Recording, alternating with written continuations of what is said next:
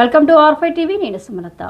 Doctor BR Ambedkar రాసిన రాజ్యాంగం భారతదేశానికి దిక్సూచి వంటిది. ఎన్టీఆర్ జిల్లా వైఎస్ఆర్సీపీ అధ్యక్షులు దేవినేని అవినాష్ మాట్లాడుతూ వెనుకబడిన వర్గాలు కూడా ఉన్నంతగా పురోగమిస్తున్నాయంటే దానికి కారణం అంబేద్కర్ మాత్రమే.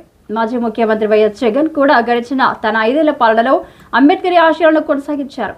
కూటమి ప్రభుత్వం అధికారంలోకి వచ్చాక వెనుకబడిన దళిత వర్గాలను అక్రమ కేసులతో వేధింపులకు గురి చేస్తుందని తెలిపారు.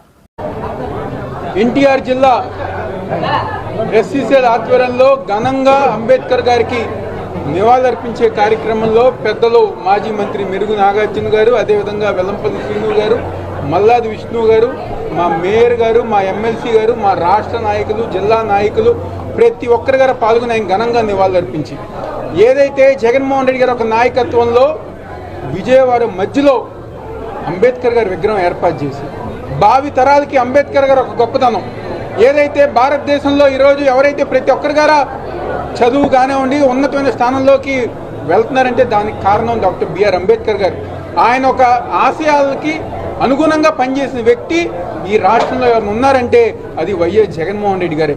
ఈరోజు కూటమి ప్రభుత్వం అధికారంలోకి వచ్చిన తర్వాత అంబేద్కర్ గారు ఒక ఆశయాన్ని పక్కన పెట్టేసి ఈరోజు బడుగు బలహీన వర్గాల మీద, ముఖ్యంగా దళిత వర్గాల మీద దాడులు కానివ్వండి, అన్యాయాలు కానివ్వండి, ఆ విధంగా ఈరోజు కూటమి ప్రభుత్వం ముందుకు వెళ్తున్నారు. తప్పకుండా రాబోయే రోజుల్లో అంబేద్కర్ గారు ఒక ఆశయ సాధన కోసం జగన్మోహన్ రెడ్డి గారు ఒక నాయకత్వంలో మరింత ముందుగా పనిచేసుకుంటూ ముందుకు వెళ్తాం అందరూ చెప్తూ సెలవు తీసుకున్నారు.